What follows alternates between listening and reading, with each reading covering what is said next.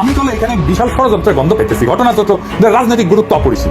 আজারি সাহেব নিজেই কইছে যে সামান্য জায়গায় অল্প কিছু লোকে কাজটা করেছে। শুনেন, পুরো লক্ষ লক্ষ মানুষ আমি তো দেখতে পাচ্ছি, কত লক্ষ লোক হয়েছে, একটা জায়গায় কোনো সমস্যা নাই। এখানে কয়েকশো ছেলে পেলে ধাক্কা থাকে, না নিজে শুনতে পারতেছো, না অন্যকে শুনতে দিচ্ছ, না আমাকে বলতে দিচ্ছ। কি করতেছো তোমরা, এগুলো কি করতেছো? আমি আজকে just as a gesture of goodwill আমি নামটা কইলাম না কে করিছে, কয়া দিব কিন্তু কে করিছে এইটা। এই হট্টগোল কেন সুষ্ঠুভাবে শেষ করতে পারলেন না তাফসির মাহফিল আজারি সাহেব? কারণ বিএনপি নেতারা প্রকাশ্যে বলেছে মাহফিলে আজারি সাহেব হেস্তনেস্তের শিকার হবে, এটা কইছে বিএনপি নেতা। সত্যি কথা, আমি ব্যানে করছি না। এই যে শুনেন, মিজানুর রহমান আজারি মাহফিলে কিন্তু আপনি হেস্তনেস্তের শিকার হবেন। সম্মানিত দর্শক মণ্ডলী, কথায় আছে যাকে দেখতে না পারি তার চলন বাঁকা। যে মিজানুর রহমান আজহারীর অপেক্ষায় পুরো বাংলাদেশ 16টা বছর অপেক্ষা করেছে, সেই মিজানুর রহমান আজহারীর মতো অমূল্য সম্পদকে যখন বাংলাদেশ পুনরায় ফিরে পেয়েছে, তখন বাঙালি তার কদর দিতে জানল না। তার সামান্য একটি কথাকে কেন্দ্র করে বিএনপি তার পেছনে এমনভাবে লেগেছে যেটা কখনোই বাংলাদেশের সাধারণ মানুষের কাম্য ছিল না। আর এ সংক্রান্ত বিস্তারিত প্রতিবেদন থাকছে আজকের এই ভিডিওতে। তাই আজকের এই ভিডিওটি সব মিলিয়ে অত্যন্ত গুরুত্বপূর্ণ হতে যাচ্ছে।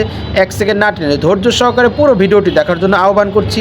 আর একটি ছোট্ট রিকোয়েস্ট করছি, তা হলো যদি আপনি আমাদের এই চ্যানেলে নতুন দর্শক হয়ে থাকেন, অবশ্যই আমাদের এই চ্যানেলটি সাবস্ক্রাইব করে একটি লাইক দিয়ে পাশে থাকা বেল বাটনটি অন করে দিবেন। তার কথা নয়, চলুন সরাসরি আমরা ভিডিওতে চলে যাই। বিএনপি যদি আলেমদের বিরুদ্ধে লাগে তাহলে প্লেনে উঠারও সময় পাবেন না। মাসুদ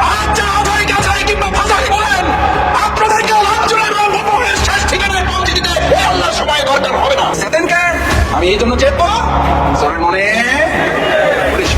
ইসলামপন্থী আলেমগণ যখন চাঁদাবাদের বিরুদ্ধে কথা বলে একদল খাইছে আর একদল রেডি হয়ে গেছে, তখন ওই গোপন করে চাঁদাবাদের মতো লোকেরা চট করে দিতে চান। মনে রাখবেন, খলিফার কাজ ভেঙে ধরে প্রস্তাব করে নতুন একটা বাংলাদেশ বিনিয়োগ আমরা করবই।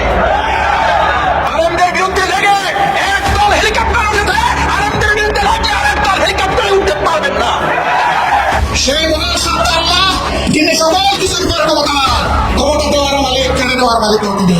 ইসলাম দেন তিনি, আমার বিশ্বত করেন তিনি। কারণ লাল চোখের দিকে আমরা তাকাবো না, এবং আমাদের দিকে কেউ লাল চোখ তুলে তাকান সেটাও জবরদস্ত করবো। কষ্ট তা ওই জালিম চোখ উপড়ে দেবে ওইরকম যদি তাকায়। আমরা 3টি রাত থেকে মুক্ত হয়েছি, অন্য কোনো জায়গায় বন্দী হওয়ার জন্য না। এইমাত্র পাওয়া গরম খবর, মিজানুর রহমান আজহারীর মাহফিলে হামলা ও সংঘর্ষের ঘটনায় দেশজুড়ে তোলপাড়। এবার বিএনপিকে ধুয়ে দিল জামায়াতের আমির। আজহারীর কিছু হলে বিএনপিকে ছাড়ব না বলে হুঁশিয়ারি দিয়ে এই কি বললেন জামায়াতের আমির। এদিকে মিজানুর রহমান আজহারীর তাফসিরে ঝামেলা করল কে, তার তথ্য প্রমাণ ফাঁস করে দিয়ে এই কি বললেন পিনাকি ভট্টাচার্য। জানা গেল চাঞ্চল্যকর তথ্য। দেশে এখন নতুন হাউন আঙ্কেল আসিছে। শুনেন নতুন হাউন আঙ্কেল কি বলে। জামাত ইসলাম একটি ধর্মান্ধ, একটি উগ্রপন্থী দল। তারা ধর্মকে নিয়ে ব্যবসা করতে চায়। আর পরিষ্কার স্পষ্ট কথা আমি কয়েকদিন আগে বলেছিলাম যে যারা এই ধর্ম ব্যবসায়ী তারা ধার্মিক নয়। আর ধার্মিক তারাই যারা ধর্মভীরু এবং যারা আল্লাহকে ভয় করে। আমার এলাকায় বীরশ্রেষ্ঠ ক্যাপ্টেন জাহাঙ্গীর সাহেব সাহিত্য রয়েছেন। সে বলিছে জামাত ধর্ম ব্যবসা করছে, তাই না? হাসিনা মানবতা বিরোধী অপরাধ ট্রাইব্যুনাল করে জামাত নেতাদের বিচার করে ফাঁসি দিয়ে ঠিকই করেছে, আর জামাত ধর্ম ব্যবসা করে। হারুন ভাই হাঙ্গারের সাথে পলিটিক্স করেছিল রাজশাহী। আমার সাথে বড় নেতা ছিল, 3 বছরের বড় ভাই কইয়া ডাকতাম, যদিও খুব ঘনিষ্ঠতা ছিল না, কারণ উনি বিশ্ববিদ্যালয়ের, আমি শহরে। রাজশাহী বিশ্ববিদ্যালয়ের 2 জন নেতা শহরের নেতাদের সাথে কাজ করতেন, এক রাগিব হাসান মুন্না আর ছাত্রমিত্রী, আর ছাত্র দলের রিজভি ভাই। যাই হোক, হারুন ভাইরে আজ আমি খুব বেশি কিছু কমু না আগের সম্পর্কের খাতিরে, কিন্তু হারুন ভাই আপনি যদি এরকম বেপরোয়া ইন্ডিয়ান লাইনের রাজনীতি চালায় যেতে থাকেন, প্রমিজ আপনারা আমি হাউন আঙ্কেল বানাই দেবো। তা আমি শেখ হাসিনাকেও বলবো এবং শেখ হাসিনার প্রভু যারা রয়েছে তাদেরকেও বলবো যে আপনারা বাংলাদেশকে মনে করেছেন যে বোধহয় ফু দিলে পরেই তারা চলে যাবে। যে দেশপ্রেম কত তীব্র, কত গভীর, এইটা দিল্লির সাউথ ব্লক এটা বিবেচনা করেনি, তারা চিন্তায় আনেনি। ওরা মনে করেছে শেখ হাসিনাকে রেখে দিলেই তো আমাদের পাস হয়ে যাবে। কিন্তু যাত্রাবাড়ি, উত্তরা, গাবতলী থেকে লাখে লাখে লোক যে বেরিয়ে এসে শেখ হাসিনাকে বাংলাদেশ থেকে তাড়িয়ে দিতে পারে, এটা ভারতের নীতি নির্ধারকরা বুঝতে পারেনি। নির্বাচন নিয়ে যখন আলাপ আসলেই এগিয়ে আসছে, কারণ এখন নির্বাচনটা বছর খানেকের মধ্যেই হয়ে যাবে এই সম্ভাবনা বেশি বলেই মনে হচ্ছে। যদিও বিএনপি জুলাই আগস্টে নির্বাচন চাইছে, কিন্তু আমি মনে করি এটাও তারা ঠিক সিরিয়াসলি বলছে তা না, এটা এক ধরনের রেটরিক বলে আমি মনে করি। ভারতের সবই জানে, ভারতের তলকারে লবিংও করছিল তাকে বাঁচানোর জন্য, কিন্তু সেই ধরনের সক্ষমতা ভারতের নেই। আমাদের ডক্টর মোহাম্মদ ইউনূসের একটা মেইলে যে কাজ হয়, ভারতের সব মন্ত্রীরা কি 10টা দেশ সফর করলে সেই অ্যাকশন হয়? আলেমদের বিরুদ্ধে লেগে একদল হেলিকপ্টারে উঠেছে, আবার কেউ আলেমদের বিরুদ্ধে লাগার চেষ্টা করলে হেলিকপ্টারে ওঠারও সময় পাবেন না বলে মন্তব্য করেছেন বাংলাদেশ জামাতে ইসলামীর কেন্দ্রীয় কর্মপরিষদ সদস্য ও ঢাকা মহানগর দক্ষিণের সেক্রেটারি ডক্টর শফিকুল ইসলাম মাসুদ। ছাত্র জনতার রক্তক্ষয়ী গণ অভ্যুত্থানে ক্ষমতাচ্যুত হয়ে আওয়ামী লীগ মাঠে না থাকায় বদলে গেছে দেশের রাজনৈতিক সমীকরণ। ধারণা করা হচ্ছে আগামী নির্বাচনে বিএনপির প্রতিদ্বন্দ্বী হতে পারে জামাতে ইসলামী, যার ফলে ৫ আগস্টের পর থেকেই নানা বিষয়ে পাল্টাপাল্টি বক্তব্য দিতে দেখা গেছে দীর্ঘদিনের রাজনৈতিক মিত্র এই দল দুটির শীর্ষ নেতাদের। একদিকে বিএনপির শীর্ষ নেতারা জামাতে ইসলামীর ৭১-এর ভূমিকা নিয়ে একের পর এক প্রশ্ন তুলে দলটিকে রাজনীতির মাঠে কোণঠাসা করতে চাইছেন। অন্যদিকে ৫ আগস্টের পর থেকে সারা দেশে বিএনপির নেতাকর্মীরা চাঁদাবাজি সহ নানা বিতর্কিত কর্মকাণ্ডের অভিযোগগুলো সামনে নিয়ে আসছেন জামাত নেতারা। তবে এসব পাল্টাপাল্টি বক্তব্যের মধ্যে সম্প্রতি আবার যোগ হয়েছে জনপ্রিয় তরুণ Islamic scholar doctor Mizanur Rahman আজহারীর ইস্যুটি। সম্প্রতি যশোরের একটি মাহফিলে আজহারী বলেছিলেন, একদল খাইছে আরেক দল খাওয়ার জন্য রেডি হয়ে আছে। ওই বক্তব্যে কোনো দলের নাম না নিলেও বিএনপির অনেক নেতা তার এমন বক্তব্যের কড়া সমালোচনা করেছেন। তাদের দাবি বিএনপিকে উদ্দেশ্য করেই এমন বক্তব্য দিয়েছেন আজহারী। আজহারী ওয়াজের নামে একটি দলের হয়ে কাজ করছেন।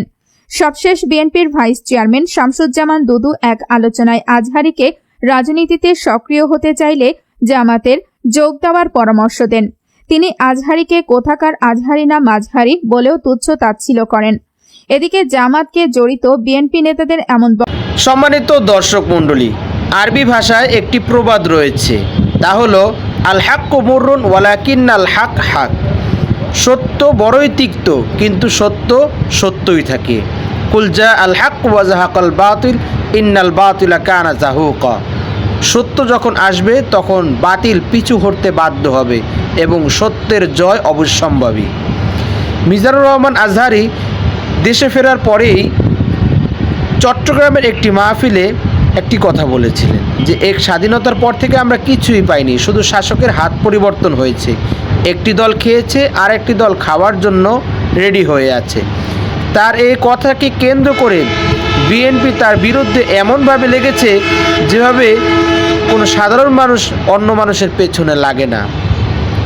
যেন মিজানুর রহমান আজহারী তাদেরকে টার্গেট করেই কথাটা বলেছেন, তারা এমনভাবে কথাটাকে নিয়েছে এবং তাদের যেরকম বিরোধী পক্ষ যেরকম আওয়ামী লীগ ছিল, এখন তাদের বিরোধী দল যেন একেবারে মিজানুর রহমান আজহারী হয়ে গিয়েছে, এমনভাবে তার পেছনে লেগে গিয়েছে। অথচ এই মিজানুর রহমান আজহারীর অপেক্ষায় বাংলাদেশ 16টা বছর প্রহর গণেছে।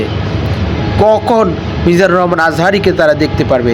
হাজারো যুবকের আইডল, হাজারো মানুষের আইকন, ভালোবাসার কেন্দ্রবিন্দু এই মিজানুর রহমান আজহারী। তাই তো জামাত বিএনপিকে ছেড়ে কথা বলেনি এবং নেটিজেনরা বিএনপিকে একেবারে ধুয়ে দিয়েছেন।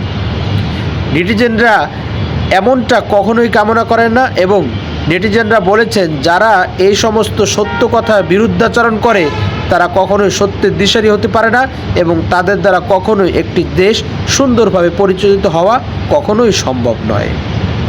সম্মানিত দর্শক মণ্ডলী, নেটিজেনদের এই কথার সাথে আপনি কতটুকু সহমত পোষণ করছেন? অবশ্যই আপনার সেই মনের মতটি আমাদের কমেন্টস বক্সে জানাবেন। আর আজকের এই ভিডিওটি যদি আপনার ভালো লেগে থাকে অবশ্যই আমাদের এই ভিডিওটি একটি লাইক দিয়ে শেয়ার করে দিবেন। সকলেই ভালো থাকবেন, সুস্থ থাকবেন, নিরাপদ থাকবেন এই আশা ব্যক্ত করে আজকের ভিডিও এখানেই শেষ করছি। আমিন ওয়া আখিরু দাওয়ানা আলহামদুলিল্লাহি রাব্বিল আলামিন। আসসালামু আলাইকুম ওয়া রাহমাতুল্লাহি ওয়া বারাকাতুহু।